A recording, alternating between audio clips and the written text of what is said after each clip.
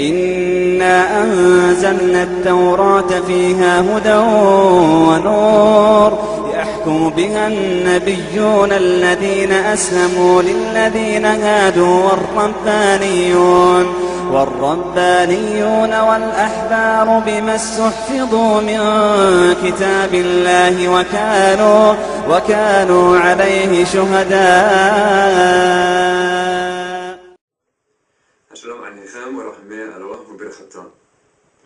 May the peace of God and His compassions and blessing be upon you. In this video I want to talk about Allah, the God of Abraham. Often among Christians and Jews I hear opposition against use of the term Allah in reference to the Creator, the God of Abraham, on the basis of several misunderstandings and lack of information. One of these is that the name Allah is, in Hebrew, the word for curse, which is, first of all, patently not true. We'll start off by showing you what the name Allah looks like in Arabic. There are 4 letters when it's represented in Hebrew, the Arabic name Allah in Hebrew letters. Alef, Lamed, Lamed, He. The Hebrew word for curse is only 3 letters. Alef, Lamed, He. Clearly they don't look the same.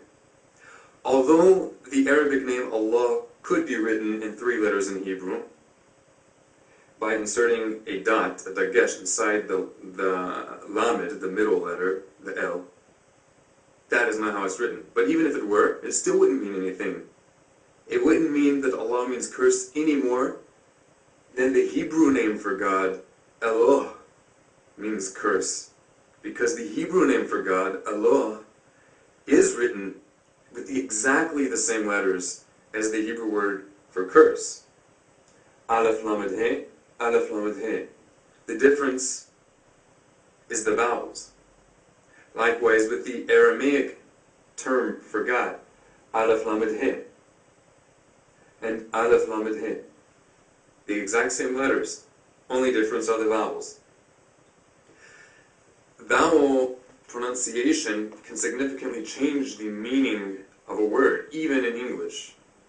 Take, for example, the word curse in English and the name Chris, which happens to be based on the name for the Christian Messiah, Christ. Chris and curse. The consonants that are sounded with your mouth when you make this are exactly the same. A K, an R, and an S.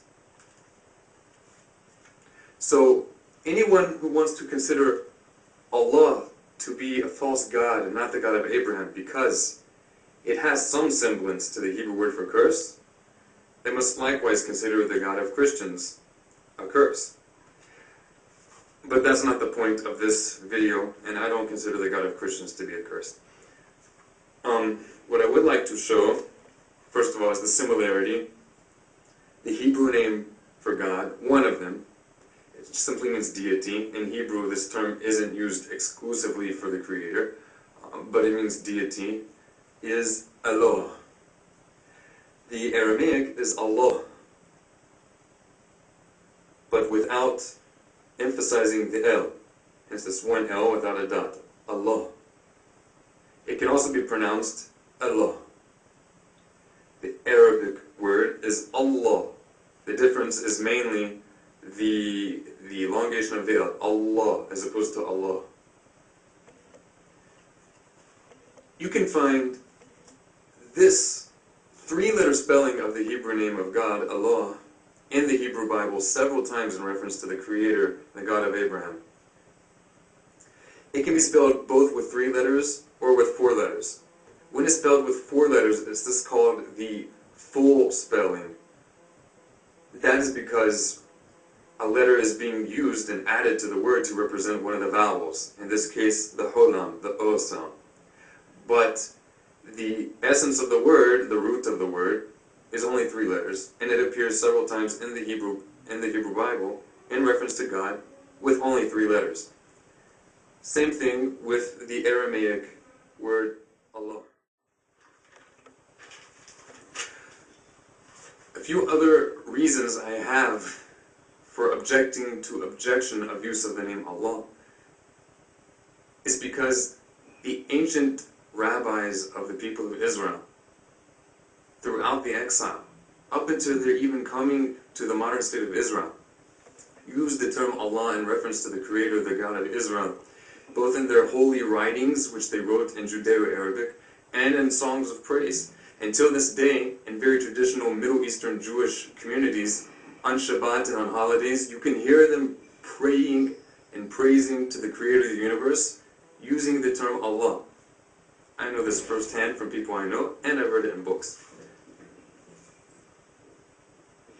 There are many examples of this use in extremely popular Jewish literature, which today is mainly known only via more recent Hebrew translation, some of them older translations, but books which are commonly known of among observant Jews, which were originally written in Arabic, incorporating use of the name Allah.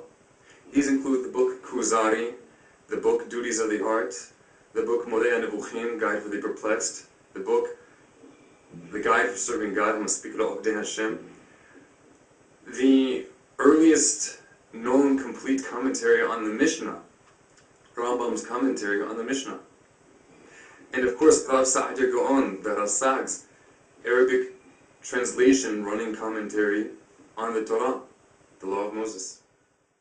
Disagreement over the thoughts and plans of the Creator doesn't mean that those who have disagreement over His plans or His will are disagreeing on who He Himself is, any more than a Jew who has doubt regarding the authorship of the Zohar is worshipping a different Creator from a Jew who is certain that Shimon ben Yochai wrote the Zohar, or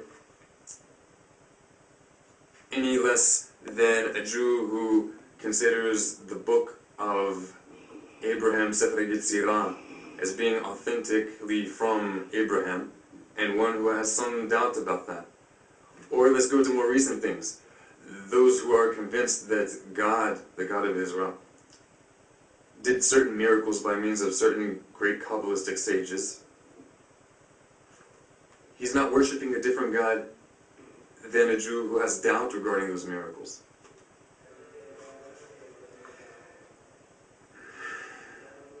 I wrote the following analogy to put it simply. Let's say two people know the same boss.